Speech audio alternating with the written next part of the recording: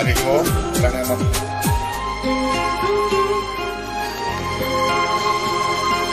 రెండో మూడో కావాలమ్మా భూతద్దాలు భూతద్దాలు, ఉందో లేదో చూడాలంటే నీ నడుముని.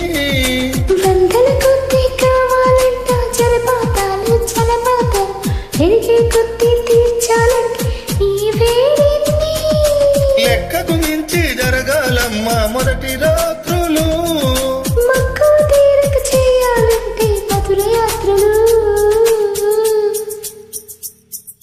విన్నాను నీ హృదయవాణి, వెన్నెల్లో నిన్ను చేరానే.